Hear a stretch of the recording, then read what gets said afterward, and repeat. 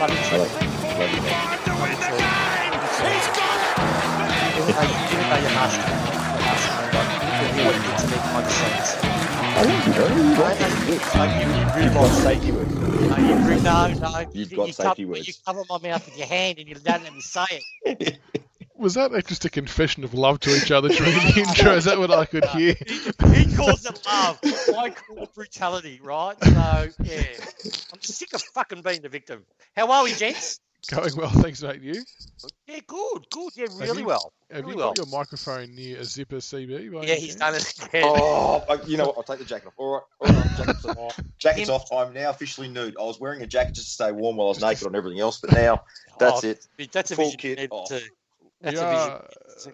Welcome to the live audience. What a cracking start that is for those who have tuned in to hear all that. No, it's good to do the live shows. It's what the listeners want, and it's a good chance for them to get involved on the Spreaker chat. So if you've got any comments and thoughts to share with us throughout the show, please feel free to use the Spreaker chat. We'll try and respond and interact with you all as much as we can. But nice to be coming and doing a show on the back of a win, fellas. I must admit, two of us got this game very wrong. Yeah. CB and myself will put our hands up for that one. Tiggs, no faith. No faith. And the word on Twitter from you all week has been about you head wobbling. Yeah, well, head wobble away before we get stuck into review. Tell us how shit we are. But let's be honest, right? CB yourself, footy IQ's not as great, right? So, I'm not one to just, slap a disabled child. So that's not who I am. You guys got it wrong, right? You guys got it wrong. I got it right. We'll just leave it at that, yeah? Just remember. Just remember. I'm happy to get those wrong, though. I'm glad. But, the Tigers are giving you what is it, 3 flags in 4 years? Yeah, no, we jump ship pretty quick. Yeah, we just don't jump off. We're not all tuggers that, glass half full. We're all you just got to stick fat, mate. You got to stick fat. So at least I know if we're World War III happens and and I need some trench buddies. See ya. See you guys. Well, no. Hey, you were right. I was wrong. I can admit this one. And sorry, your microphone, man. Your microphone cut out. What did you just say? I said no. I was. So look. The key thing was right. It's going to sound funny. I had a 8-league multi, $10 outlay. I was going to win about $1,000. I was so happy when Richmond threw my multi under the bus on Friday. I didn't give a shit. I can tell you now. I was like, it's all right. Take my money, sports bet. I don't care. What did you have the Doggies to win by? Just head to head? No, the Doggies won to 39. Okay.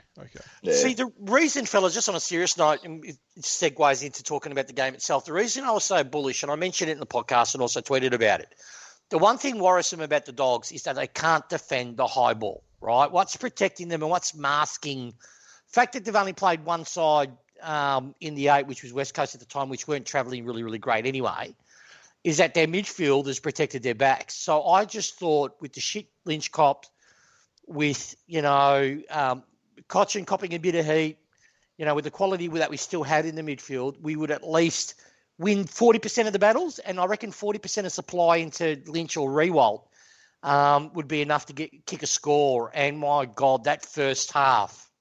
Boys, how were you feeling? Kick a score, my God. We're getting it in there, doing all the hard work, and just point after fucking scoring. I don't swear that often now, people, but I've got to. Just point after fucking point. And it was driving me bananas. What about you two? Well, that was the thing about it. As they said in the press, we're doing a hell of a lot right. We just couldn't put it through the big sticks. And, and credit to us, because we were saying it for 2-3 weeks, Tom Lynch was due. If you go back through the tapes, people, we were saying it. Lynch was due. You could see he was getting in the right areas. He was starting to clunk them. And he probably should have had a 6 to 7 goal game on Friday night. But it was awesome to watch him just absolutely crank it up and rip a team apart. He was clutch. He was grabbing everything. Yeah, I share the same frustrations with the goal kicking. I said to my mate, we said to each other several times that we're going to kick ourselves out of it if we're not careful, because we'd miss 2 or 3 and the Dogs would go down and just kick an easy one. And luckily they didn't kick too many of those easy ones. But it was frustrating. And Lynch, I'll tell you what, before half-time, there was whispers he might have been entering dud team of the week territory if he didn't start converting some of those shots on goal. He redeemed himself. He's not in there. A bit of a spoiler. He's not in there this week. But honestly, after half-time, the whole game, to take 12 marks, whatever it was, is a bloody super effort. And I was just wrapped with how the boys turned it around. It was very, very good. Yeah, it was funny. Like during that first half, I was tweeting, funny enough, even though we're behind, the Bulldogs aren't beating us. From what just the eye test, we were basically matching them. Even though they were getting slight ahead in some areas, we were well ahead in other areas. And it was just conversion. Simply, that's all it was come down to. But I reckon the mental strength, you know how last show we were talking about, guys, you're just jumping off the team too quick. You know, people on our boards were saying we're old, we're slow, the dynasty's over. Let's start bringing in all the kids. And we were saying, no, it's too early. You know, it's a bit of rubbish talk. And they proved it. We've got a coaching group that's gone, all right, this is not working. But they were brave enough in the first half to keep RCD on bond for the learnings, which is, for me, is not many coaches would do that. But they thought, you know what, we need to get back into the game. Let's put a bit more mature midfield. So they changed the midfield setup up. They had a brave move and moved Baker forward, whereas with their mediums and smalls, you would think, well, look, we're behind the scoreboard. Let's try to defend a bit and then launch attacks from the back half. Well, Hardwick obviously knew how the game was going. He's going, nah, let's just put Baker in. Let's create a bit of intense pressure forward half because we know their back line will break. And it worked a treat. How did you guys see it? Can I ask a question to you guys? Is Richmond the most versatile team in the league for the fact that we can totally change our midfield? We can throw guys like Edwards and that in the middle. And then, like you said, we can pick a halfback flanker in Baker and put him to the half-forward line and he can automatically adapt and become creative. Yep. Would you agree with that, boys? Yeah, spot on. And Chris Scott at 360 highlighted the reason why. Robbo was going on his drunken rant and basically saying, how can no one break us down, right? And Chris Scott said, well, they've got a system that's built for the players that they have, so people can't copy it. They can try to mimic it, but they can't mimic it as well because they don't actually have the personnel that we've got. And it's just a credit to the recruiting department that we've got players like a Baker that can play back, switch forward. And unless you played AFL or any footy, it's hard to change your mindset from being a defender to a midfielder and then to a forward. It's crazy. And to do it at the elite level, and like I saw you tweet, CB, because you tagged me in it about where the hell are our small forwards in the first half, and you were right, because the ball, we were bombing it inside 50, we bring it to ground like the big boys do, and it was just going to Bulldogs every single time, and they were just walking it back out. It's like we were not existent. Baker goes down there, first time, really playing as a small forward in a semi-full-time capacity, and he kills it, and he changes the game effectively. It's crazy. Yep. Sorry, CB, you were going to say? No, I'm just agreeing with you. Yeah. Yeah, look, a part of that, though, is the mix of small forward that we had in the first half. Like, look, I'm not one to pot any player, but I'm just going to speak honestly here. And this is my opinion, guys. It might be different from either of you two or any of our listeners. But we had Arts in the forward line. And when the heat was on early, he had 4 contests. 4 contests he lost and turned the ball directly over. That 2 of them, those contests led to goals. Plus, he could not keep up. When the game was, when I say the heat on, everyone's fresh. He didn't have the speed to keep up. What sort of kept us to be able to rebound and get those inside 50s? Because even though our forward line mix was off, obviously, because it was not functioning properly because of what I've just said, I have to give a shout out. I've just done a negative. I'll give a major positive. And if anyone continues bagging this player, I will fan ink and spew. Daniel Rioli. Bravo. His effort, his defensive running. Like, I've been harping on about this, boys. You back me up on this. And I've been doing it in if you go read my posts after every game, other than the Sydney game, which he lowered his colours on. He is doing a completely selfless role. And if you see his chasing, where the Dogs would, he'll chase the initial Dog players that got the ball, then Cordy would handball it to another player. So Rioli would switch off that player and run up to the person that's received the ball, nearly get him, to force him to handball to another player, and then still chase to get to the third player and then apply pressure. You might even just get a hand or just a voice that, shit, he's about to get me, and then the rush kick. That was long. that allowed our midfielders to turn it over in the first half in particular. That kept us in the game. Yeah. But Arts, was like oil and water. Every bit of hard work that was done was countermeasured. And if he's playing next week, I'm going to fair English view. That's going to be my favourite say. For me, the Arts one, it was the two pushing the backs after they kicked it to give him a free kick 50 metres downfield that pissed me off, because the kick itself went to a contest that we halved and may have won the ground ball, but we instantly give him the footy back in a more dangerous spot and they scored twice from it. But back to Rioli, I'm glad you highlighted him because I watched him with interest and I can completely vouch for his work rate. The amount of repeat sprints he did, and I posted this, and this is no disrespect to Lynch or Rewalt because their roles are vastly different to that of Rioli's, but our smalls, whether it's Rioli, Arts, Bolton, whoever, are effectively covering 1.5 to 2 men to make up the difference that Jack and Tom can't do with their closing speed.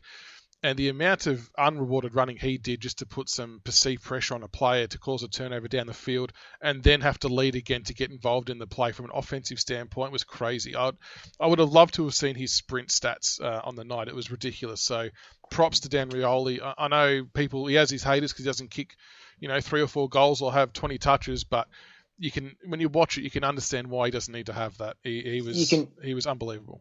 You can talk about how Rioli ran, but do you know who ran the most Ks out of both teams on the weekend? Who was that?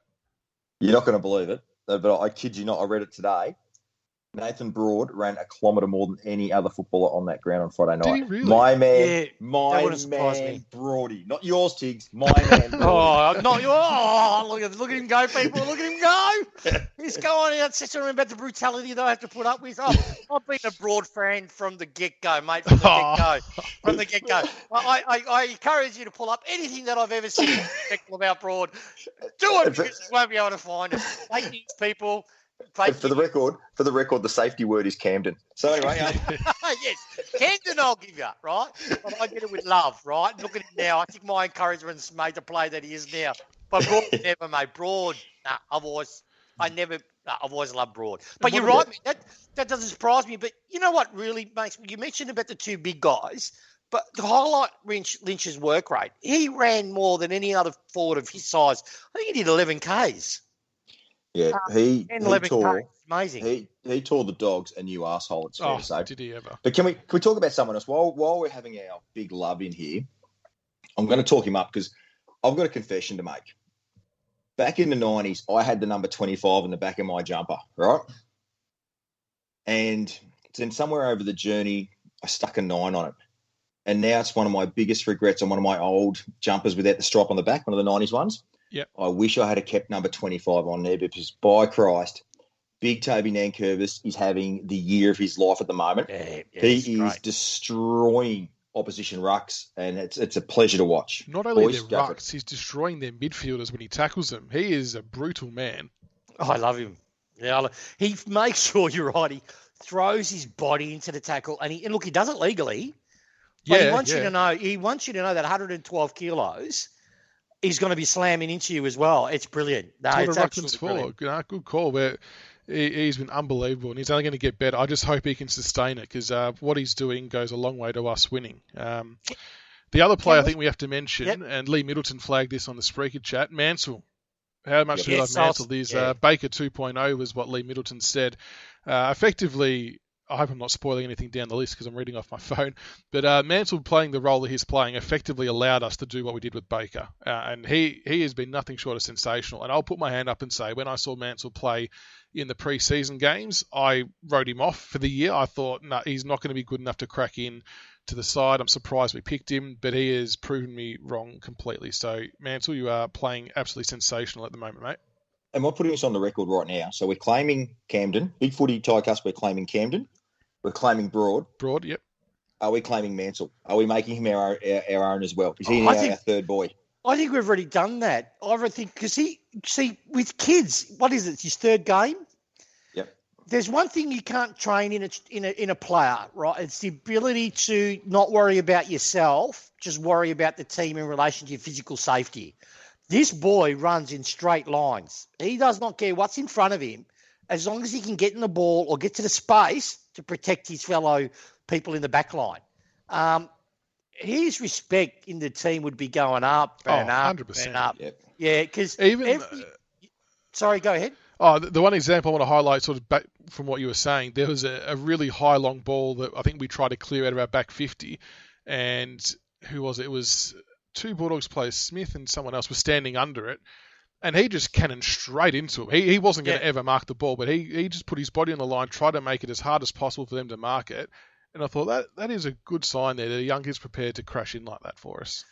And you know what that tells me? It gives me hope that if anyone ever tries to write us off again, needs to understand it means that for us to have a culture that's that strong, that someone who just gets recruited automatically realises, shit, I've got to play above myself till it becomes a normal habit, shows me how powerful we are as a club. Because a lot of new players going into a new atmosphere, let's say, for example, even to an elite system, will sometimes take a while. They'll think about, oh, no, I don't want to get injured because I want to continue playing, or maybe I've got to make myself seen.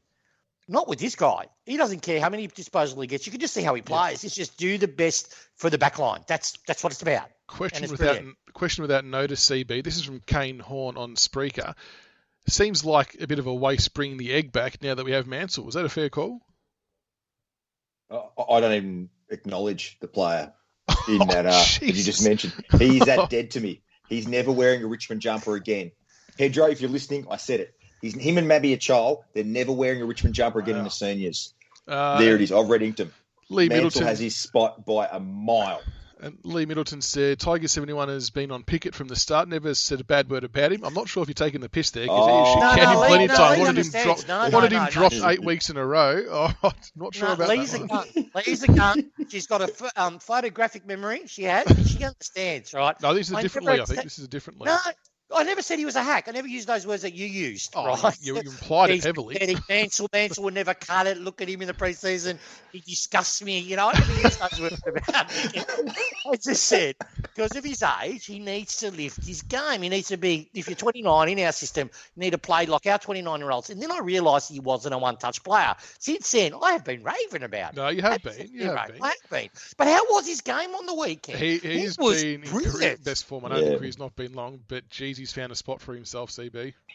We were right with Marlon. Put him in the guts, and he will just go find the footy and deliver. And the other one we've got to talk on just before we keep things moving, but the debut of RCD, and you called it, Tiggs, sit him on Bontempelli, let him learn. And didn't he come into his own in that game? All I'm going to say, because I know we're going to be discussing later down the thing, I tweeted out that he will be our centreman. He'll be our main centreman in 3 years. Bookmark it. But look, to actually brought up a name that I talked about Rioli's defensive running and how great it is. We've got to give a bit of love before we finish up and move on, because we don't want to drag it all onto just this one segment. But Jack Graham, he's changed. He's been told to change his game. So he's playing forward and he's playing that defensive midfieldish half forward where he just goes into, be selfless, run into space, try to make himself damaging, but minding an area, and he's doing such a fantastic job. You were at the game. How did you see him live? Did you pay any attention, Michaels, or? To be honest, I didn't notice him a lot, but that's not a bad thing because it means he was doing his job. But every time I have seen him, I was meant to watch the replay today, but every time I have seen him, especially in the TV, you do notice his gut running ability has improved immensely from the last couple of years, and his ability to run both ways.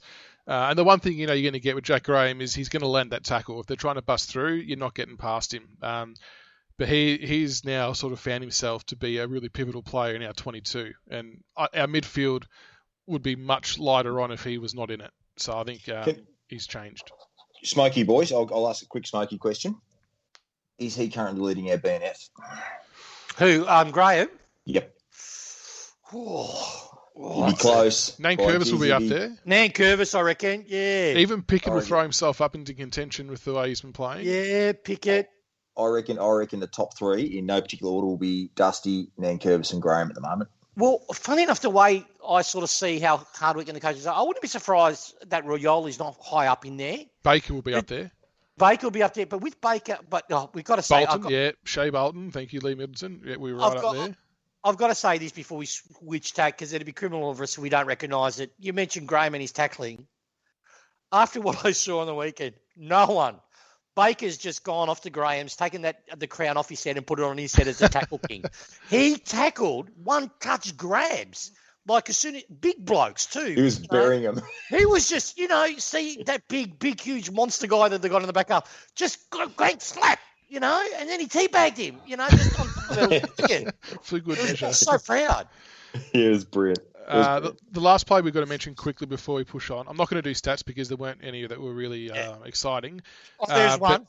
Shea Bolton, take a bow with the way he's transformed his game. He's not only elite in the air overhead for such a small player, but his ground level stuff's unbelievable. And when you're playing to get some bigger dollars in your next contract, he's going the right way about it. And I know you said before, Tiggs, that you're confident he's going to stay, and I really hope you're right because teams are going to be sniffing. I'm not confident. He's staying. That's it. He's certain. There's no chance he's leaving. Lock it in. Lock it in. Hey, Johnny Ralph was asking some questions, mate. I don't know. He's staying. Johnny Ralph. Yeah, no, Johnny. No, he's staying. It's 100%.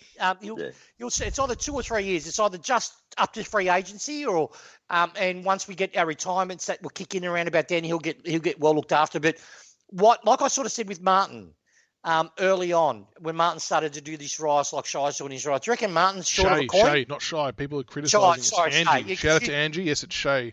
We have to get it right.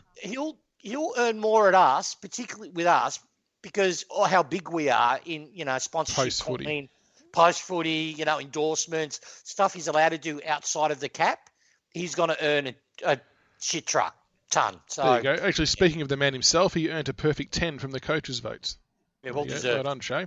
Absolutely. We're going to push on to the Bloodbath CB. I won't do the intro because YouTube don't like me doing it. So it comes up with copyright issues. It was a good Did you get any copyright infringement? Twice it's come up saying there's copyright and they're going to play ads over the podcast during parts because of the song.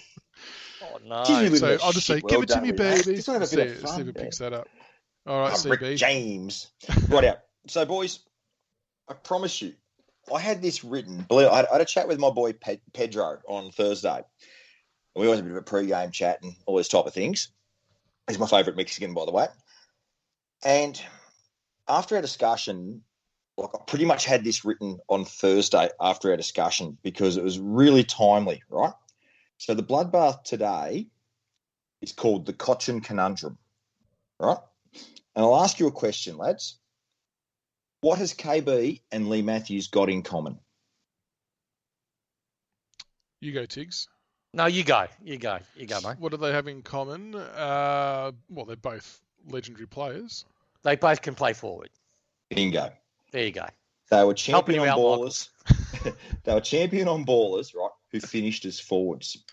And the problem is, I believe as of right now, it's probably time to change Cochin's role from a full-time mid to a forward who can play midfield time, if that makes sense.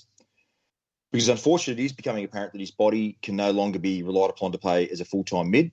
And that's okay, because father time gets us all, right? That can't be denied. But the sweetener is if the Tigers can redesign Cochin's role within the team structures, right? If they do it, there's some real key immediate and future benefits.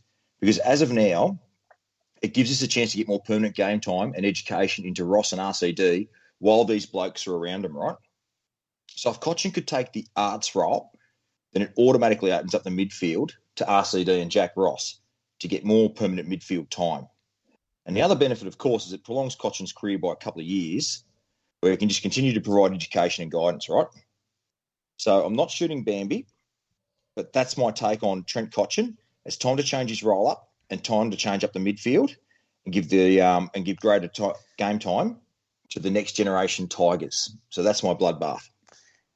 Can I just say what's great about that, what you've just said? The extra layer too is our problem at the moment is our magic or our strength, our better players, they get drawn into the contest because they have to. Doing it that way, having RCD and Ross with, say, for example, Prestia. And so you got three genuine inside, good with their hands, mids. You can leave then our quality, magic makers in Bolton, Martin and Edwards on the outer ring of the midfield. And that's just going to create havoc. Yeah, so I would even put Cochin in the back line. If you want to push Baker forward, you could go, okay, Archer out, Cochin go in the back half because he's smart, creative, all that sort of stuff, and he's a good short kick and move and kick Arts out and put Baker if we find the oppo. It gives us flex. And I know this is not a great game to compare to, but he did play on the half-back line during our pre-season games when we shook things up. And Sanya just put in the chat as well, Koch would ping his hammies doing the hard running our forwards do, which isn't a bad point with how hard they do have to run to apply that pressure. But, undoubtedly... mate, when you play in midfield, I reckon I know where you're running harder. Yeah. Well, undoubtedly find a spot. I think you're right, though, CB. The passing of the torch has to happen sooner or later, and best to get these guys experience, and we've said it before, with those experienced players around them, because that's when they're going to learn the most. So that is a good assessment. Tiggs, your den. Yeah, okay. I had a few topics. I decided to actually centre on this particular one. I essentially did a bit of an analysis of our year to date, and what I found, and I don't know what the listeners thought, but the MCG didn't feel like a home ground advantage to us. We played Carlton and we didn't really dominate. What was my concern even during, and I looked at some of our comments and tweets that we did during those games as well. We're talking about we're out of shape. How come we're moving too high? How come they're getting through too easy? And it's just not us saying it. It was everyone else saying it. And then we had another MCG game against Hawthorn, which we beat them by 3 goals. But again, they got through us too easy. And then obviously it culminated into Sydney just absolutely giving us a bath because it wasn't like we were adjusted yet to our home ground. And I think a fair bit of it had to do with us getting so acclimatised to Queensland and playing that Queensland brand of footy, the small ground, that it took us a while to adjust to it. But that's why I was so pleased to see on the weekend. And to be honest with you, even against Melbourne, I was bullish about the loss. Everyone that's listened to the last podcast would know that. Melbourne didn't really beat us. We lost it because we were unfortunate to lose it. And that's no disrespect to Melbourne. We had 49 rotations, 3 injuries on the bench for most of the game. But in saying that, we defended really well and we managed to move the ball really well in the sense that we got in there 60 times. And it sort of just clicked against the Dogs. Even in the first half, we weren't kicking points. We were dominating. We were holding shape. We were rebounding effectively, things that we didn't do in the last 4 weeks. So I think we're back. Now I'm pretty confident to say, yeah, if you play us on the G, you're going to have a hard time of it because I believe we've found our mojo there. What are your thoughts? CB? I've actually just quickly, I apologise, I've actually just clicked into the questions. Oh, no, I agree, Tiggs, that it did feel like we were struggling a bit on the wider grounds for a little while, and someone did tweet me about that. It was Chris Sidney from the Brotherhood Facebook group. He inboxed me about that very thing, that it seemed like we were playing a lot better on the smaller grounds earlier on, and he was spot on. So hopefully that adjustment's now taken place and we can find that balance between playing good on the big grounds and the small grounds. But yeah, I think that's a very good call there, Tiggs. And yeah, if we can get that right between the two, then we're in a good spot.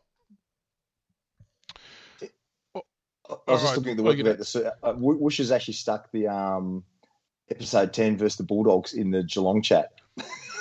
Oh, that's all right. No, I think what'll happen there is once people will click, it should load up. The newest one should be at the top, hopefully. But all right, I'll push on to the dud team of the week. I know that was a huge hit last week. I've got some stats I'll go through to back up some of these decisions. So the boys and I were on fire Saturday night. We were flying out. Facebook chat was lit. A lot of candidates, especially from the coaching rank. So the defenders this week: Jason Janison, 5 disposals, 0 marks, 0 tackles, 7 pressure acts in 81 minutes. That's just shit. And so to the person on Twitter who said we should go after him, no, we should not go after him. Zane Cordy, 100% game time, 9 disposals, 67% efficiency, 7 pressure acts, and got bitched by Tom Lynch, who had 12 marks. Hamish Hartlett, 92 minutes on the ground, 8 disposals, 3 of them turnovers. Ryan Burton, 9 disposals, 4 turnovers. Can I just say, didn't the Port people go on Hamish Hartlett? Oh, they want it gone. Yeah, they want to sack everyone. It's It's great. Isaac Quaynor, 97 minutes, 22 disposals with 9 turnovers. Lockie Young, 109 minutes, 11 disposals, 5 turnovers, 2 frees against. Have a shit one, Welcome, mate. Lockie. Welcome. Yeah. So the midfielders and the ruckman. Sam Mays, 46 minutes time on ground, 8 disposals, 3 turnovers, 4 pressure acts. How can you have 4 pressure acts as a midfielder? Brandon Parfitt, 20 disposals, 3 turnovers, 45% efficiency. Mitch Robinson, 21 disposals, 7 turnovers. Caleb Sarong, 18 disposals, 5 turnovers. That's rough. He's a kid. I tell you what, I'll tell you a name I nearly put in there, and I pulled out because I would have got criticised. I'll get to that one. Nathan Vardy's our ruckman this week. 12 hit-outs, 5 disposals, 62 metres gained and 1 mark. Come on, we've got Nank and they're dishing up that shit, honestly. Paddy Dow, 6 disposals, 1 tackle, 2 turnovers. Did almost put Hugh McCluggage in there. He did have 30-odd touches and I think 8 plus for turnovers, but his pressure was through the roof, so I had to leave him out. So we got the good Dow, didn't we? We 100%. Thompson Dow playing all right in the twos. I think he's come back from injury. He'll be back soon. And our forwards for this week, Riley West, 68 minutes on the ground, 4 disposals, 6 pressure acts, no good. Darcy Moore, 102 minutes on the ground, 5 disposals, 1 behind. Shane McAdam, 85 minutes on the ground, 7 disposals. James Rowe, 97 minutes on the ground, 12 disposals, 50% efficiency. I feel bad for this one. Emerson Jecker, the Hawk Cube, had his debut game. But if you're going to make a debut, you can't be this shit. 2 disposals. 2 disposals at 50%, 2 marks, 3 tackles, 1 behind in 104 minutes. That's elite practice. That's terrible. You're torching him. Well, get the ball. You're a big unit. They're going to kick it to you. You've got to do better than get 2 disposals and one of them be good. Having said that, he's only 3 disposals beyond Darcy Moore, so not that bad. True. And then Jack Gunston, 97 minutes, 7 disposals, 1 mark. You've got to be better than that, Jack. And the bench, there was a lot of forwards this week. Elliot Himmelberg, 7 disposals, 2 turnovers. Brent Daniels, and this is a good one. Brent Daniels from the Giants, 3 disposals from 11 minutes on the ground and 1 knockout. So he was the sub that come on for an injured player and then got knocked out himself. So that deserves to be on the bench for that. That's terrible. Orazio Fantasia, 110 minutes on the ground for 7 disposals and 2 turnovers. That is, how much did they pay for him, do you reckon? But you know what that is? That's him now. Remember when they were gushing, downhill skier, Orazio. Yeah, they were gushing, round 1, round 2, about, what a steal he was with their 2 teeth clacking together. Now he's just reverted back to his normal form. Dishes up that shit. And finally, rounding out the bench, Todd Marshall, 7 disposals, 2 turnovers, 69 metres gained from 87 minutes. Is just rubbish from a forward. Now, we've added a Guernsey this week. This week we're wearing the Port Adelaide prison bars just because it's controversial. And the coach this week, it was a tough decision. Ken Hinkley did put his hand up late, and Goodwin was almost a Monty if they had to track the north. But Nathan Buckley, you cannot lose to the Gold Coast at the GU shit truck. That is pathetic. And if I'm a Collingwood supporter, I'm absolutely livid. So there's our dud team of the week. For coach, I'm surprised you didn't do Alistair Clarston. Yeah. And all the Hawks gasp. He decided to rest. I believe he rested his 2 prime movers call them prime movers. They're actually old hacks now, but in Amira and Mitchell for the game against St Kilda, who have a decent enough midfield, but a really good quality ruck grade. I could not understand it. The thought process. Yeah, Torstra. There's a few candidates. There's 20 Collingwood support players actually just breathing a sigh of relief. They didn't make that team, actually. Could have quite easily done that, yeah. And Melbourne were very close as well until they pulled their finger out. All right, we'll push on to listener questions. We'll rip through these because we're running short of time. Probably my fault for reading out all the stats there. Listener questions. First one for you, CB. This is from Joe. I know that Jack Rewalt's not finished yet, but I think we really need to start planning for a young forward coming through and also want a replacement for Asprey. I really want us to stay up for as long as we can. What are your thoughts on replacements for those two? Agree. We do need to start having some long-term planning. Now, someone's going to vomit live on air when I mention this name, but I'm going to roll with it anyway. There's 2, they're more forwards, but one could become a defensive player if you honed him.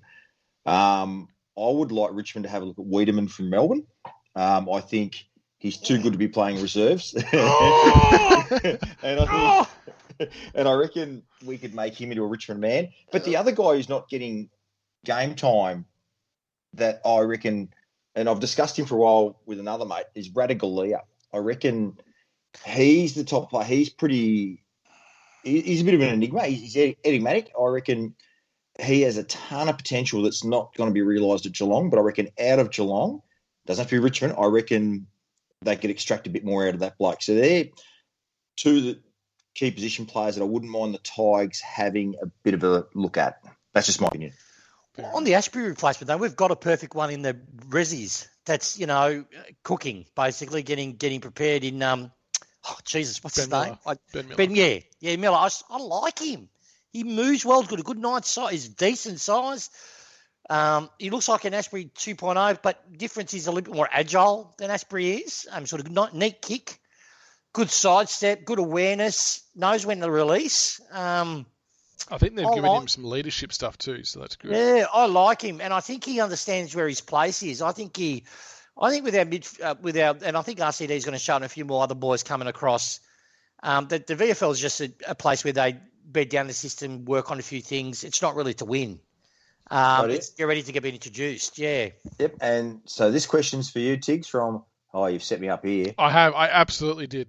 I'm going to have a crack at this. I don't care. I'm going to have a crack at this. Tongerie, Tiger. And it's spelled Tonguei. I defy anyone to pronounce it. Someone can phonetically spell it out or pronounce it, go for it, right? The question is, no easy games this year. What would be our target for wins and losses at the bye? Well, I think I've already sort of said that 6-6 is what I'd be aiming for. And then we just launch from there. But our draw does open up after the Cats. And I had us pessimistically losing against both Melbourne and Dogs. But, yeah, 6-6. I'd be happy with 6-6. Yeah, agree. All right, Michaels. This is from Raymond Bong, or Borg, sorry. Jesus. Bong, Borg. I'm sure he doesn't mind the glass pipe. When do you think we start sitting in our own reserve seats? I missed a group of people around us. This is a big bugbear for a lot of supporters, not only from Richmond, but from all clubs.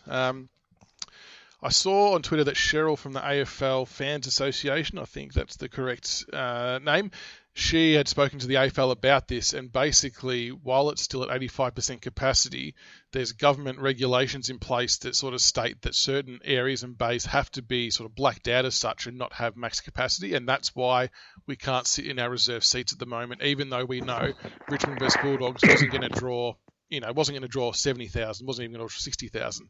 But because of the regulations in play from the government, that's why it can't happen yet until it's back to 100%. So, but the AFL are working closely with the governments to try and get this lifted.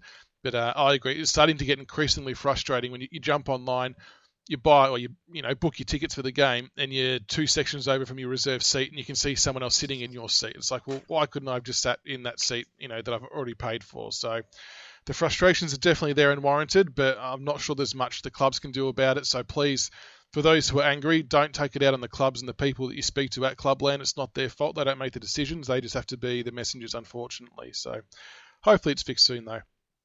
CB, this is from Renee. Who is our biggest challenger and why? At the moment, I would say it is the Brisbane Lions. They are playing good football out of Brisbane, and obviously they're a very solid team on their home deck. They've got really good defence, got some really good key pillars there, really good midfield, and they've got a solid forward line now. Big Joe Dirt, he's starting to find some form for them, and he's going to be quite a handful when we meet him shortly. So currently on form, I think Brizzy is the dark shark. Yeah, fair enough. Now, what are we up to? A question for you, Tiggs, from JWD. Do you think it's time we approach the AFL and raise concerns about how the umpires are interpreting our games? In particular, the holding the ball rule. We hold the ball for a split second and get pinged for it. The teams we play against get several seconds to dispose of the ball. Your thoughts, please. Yeah, look, GWD, we've sort of spoken to this to death, so just to be really brief on it, I know we've already spoken to the umpiring group about other things which sort of came to fruition during the week in our backman getting hit and certain off-the-ball incidents that we seem to always get pinged, seem to be just allowed. They got pulled up on. But stuff about holding the ball, unfortunately, we just have to put up with the fact that the umpires will always umpire to the jumper. It's not fair, but it's what you cop for being, back-to-back premiers. If you guys had noticed, our leaders like Lynch stopped Arnott from whining to the umpire, and then Cochin did the same thing too. I think it was in a contest I saw on the replay on. I think it was Mansell. You got clipped, smashed over the head, no free kick awarded. He looked at the umpire and started to talk, and Cochin just grabbed his head and tapped on the head and said, "Ignore it." So I think we've gone, okay, maybe we give too much slip. Maybe they're fed back to us that we piss them off. It's a bit like the main board mobs banning me from the main board site, right? Because I'm lippy. So maybe same things are happening. They were lippy and we're copping that. But I'm sure over time it will end up balance out. Did you have to go down that path? Oh, that was foolish. Oh, no, I'm only joking. All right. Thanks to the listeners for sending through your questions. I know there was a few questions in there about changes for this week, which we're going to come to right now as Tiggs leads us into the preview for round 8 versus Geelong. All right. So they've got no – look, this is going to be a danger game, funny enough. They dominated Sydney in a smaller ground, but I thought that they might do that. They didn't get the score.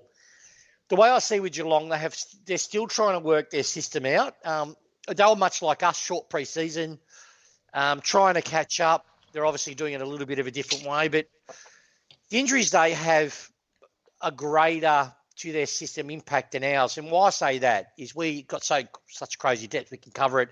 Thank God Grimes, if he was ever going to get injured, it's this week because we've got Vlosten coming back. So that's going to offset that. We can put Bolter on Cameron. He's got the athletic traits and the height to go with him.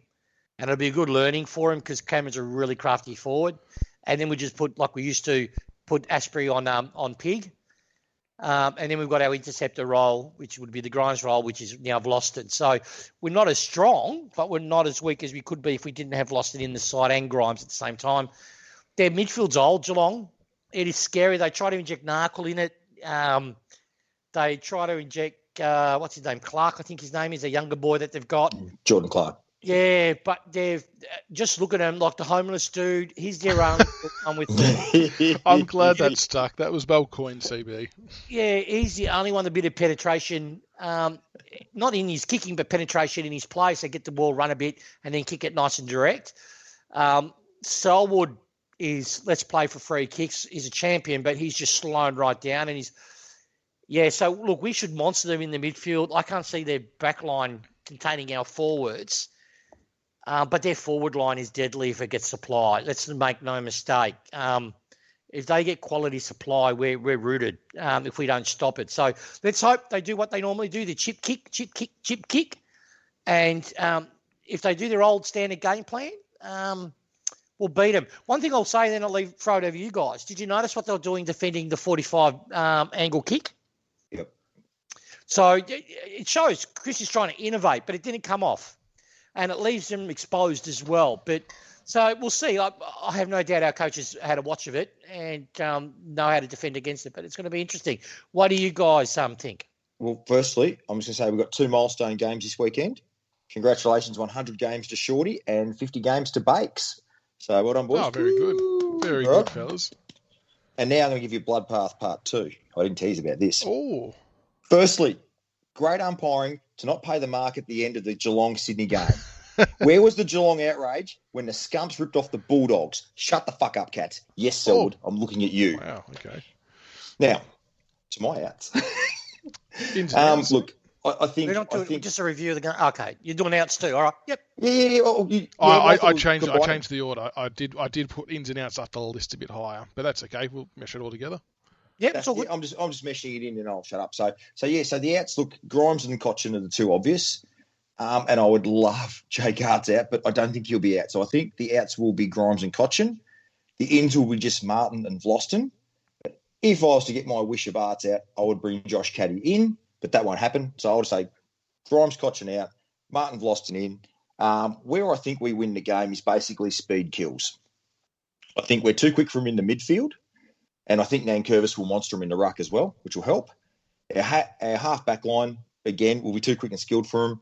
And we've got 2 big blokes in pretty good form up the front. Tommy Hawkins couldn't catch a cold on Saturday night, and he watched the prick just try and belt our blokes around because he's out of form. So he'll just throw his weight around a little bit against our blokes. But I just think at the moment we've actually got him covered for outside speed, and I think that will be on the bigger ground.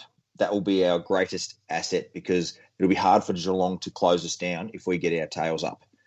That's what I've got. What do you reckon, Michael? The ins and outs, they seem pretty straightforward, don't they? The Dusty and Vlosten in for Koch and Grimes. It's a shame he's out, but yeah, delayed concussion, interesting one. Hopefully they can find the issue. I'm looking at you, Josh Bruce. I was just going to say. For your actions that, again, go unnoticed, whether, if that was Lynch, he would have got 4 weeks by the time the game was over. But yeah, I think you're right. The speed on the outside kills. I know we take the piss out of him, but Gary Rowan can be dangerous if he actually doesn't play for us this week. I know. Brian Myers is out, so that's always nice. They've tried to inject that speed, but I just think their defenders are going to get outworked by our forwards, and if anything, they might be a little bit top heavy. So I wouldn't be shocked if they swung some changes to try and balance the team out a little bit more. One thing I want to ask you guys, Tiggs and Steve, I'll get both of your thoughts. Do we now keep Liam Baker forward with Mansell doing a good job down back on the solid assumption that Vlosten's coming into play as well to take up that other back spot? Yes. No. No, you want to keep Baker in defence? No. Well, the thing is that why pigeonhole him? If you play Baker forward, Baker was a forward. People forget this. He started with us as a forward, and it never clicked. He's gone to the back half, and the back half is giving him the ability to read the play, is giving him the ability. He knows what he needs to do because he's a straight line runner like Mansell. What I see is Hooley's not going to be playing for that much longer, right? We all know it. So the more times that Baker gets to play with Hooley, the more times that he gets to be led by the likes of the back six that we've got. It's already improved his development. Just keep it going. And the other thing, too, is it gives us a weapon. If we need to change it up, we can. If we just slot Baker in at the forward line, we've got Mansell. He's only played, 3 games. He's going to have a quiet period as well, but we back him in. We've got quality forwards. Yeah, I don't see really where the net game benefit is. Put Baker in, we need additional pressure, but it's really for the forwards to lift their game. Fair enough. Okay, that's a fair enough call. No, fair enough. And CB, Vlosten coming back in. What's he missed now? 5-6 weeks, something like that. We've obviously adjusted without him, although it's always better with him. A month, okay, 4 weeks. If that, how does him coming back in impact our defensive setup, if at all?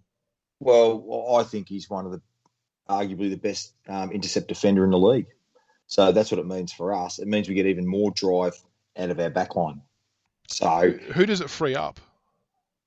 Well, it frees up Hooley, frees up Short, all those guys. It just gets them moving, right? So, I just think that's what it means. It just means we get the ball moving our way quicker. That's what it means. And just, again, good leader, settles things down, knows how to play tight situations. Just a wonderful addition to have back in. Thank God he's back. Before we move on to some matchups, Lee Middleton sent through, we need to stop Mitch Duncan. Agree, he's one of the barometers for them. He's always dangerous. And has he been playing? He's been out injured. Yeah, no, he played. Did he? Yeah, he played. Against the Swans. And Sania sent through, Josh Caddy has played 1 game in 3 weeks, and the one he played looked eco.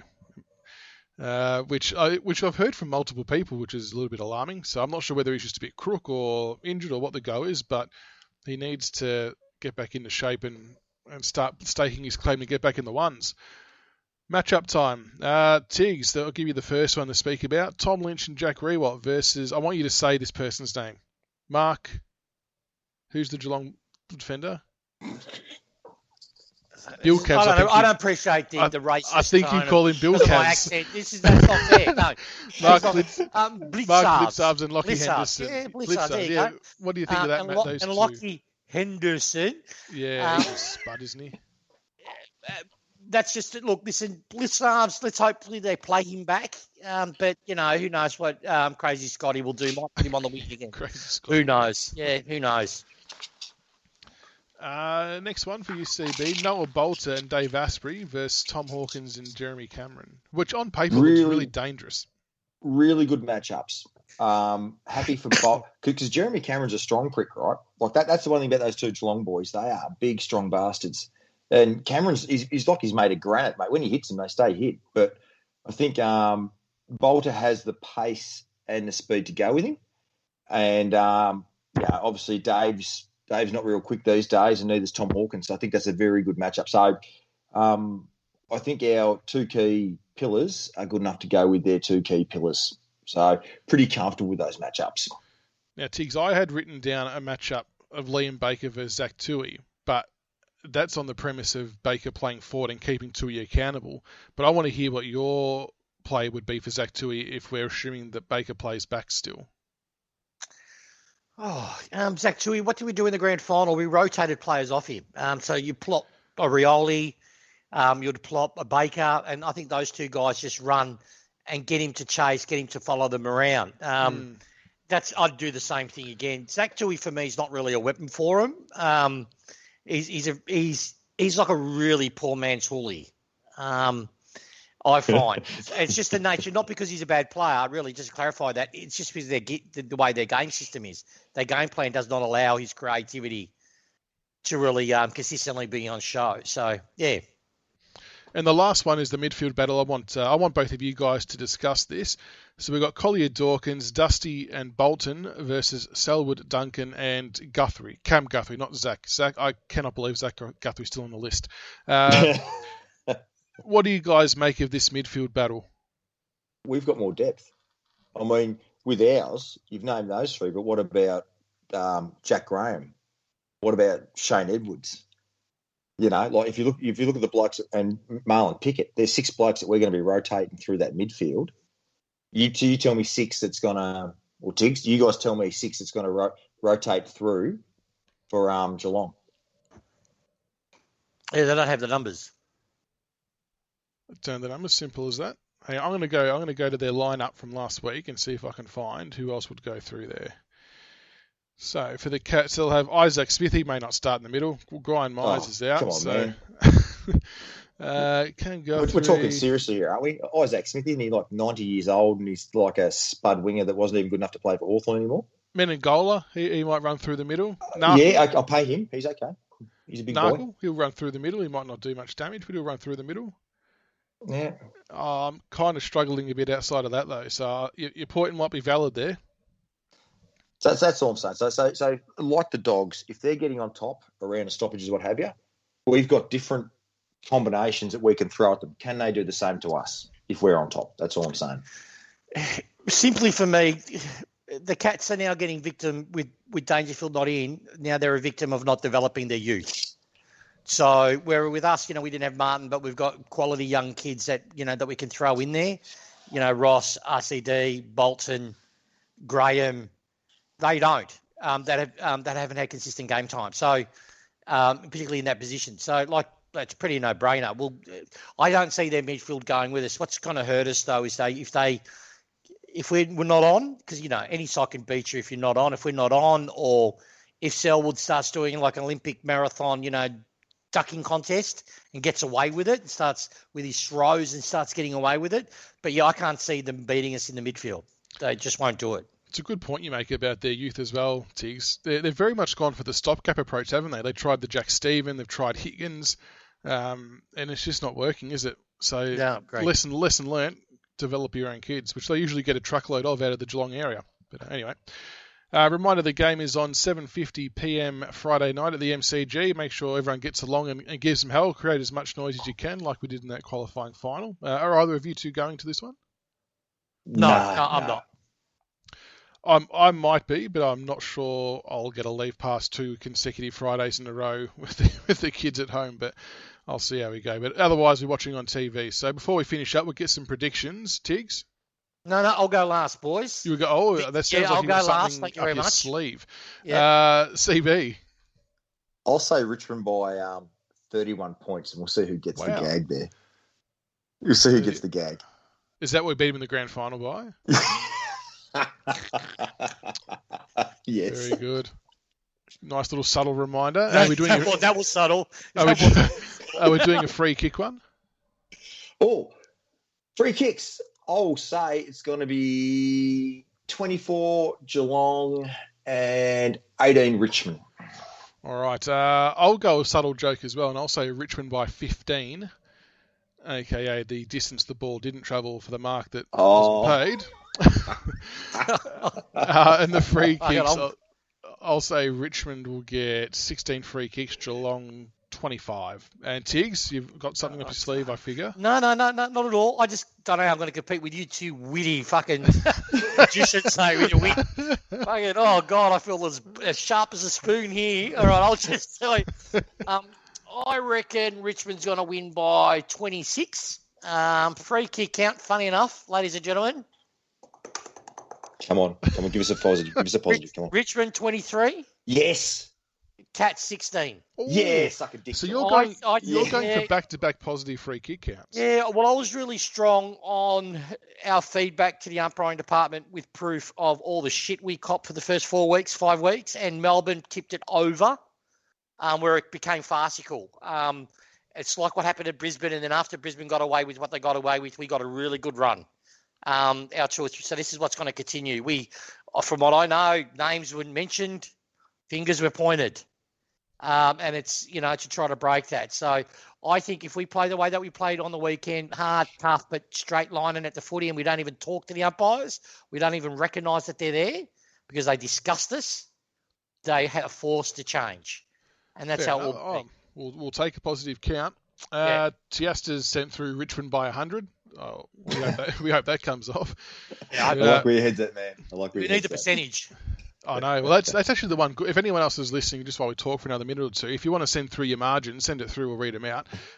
What you said about the percentage there, Tiggs, is interesting because the teams below us that are on the same amount of points, a lot of teams are in like the low 90s, mid 90s for percentage. So we're kind of in not a bad spot, even if we happen to drop a game.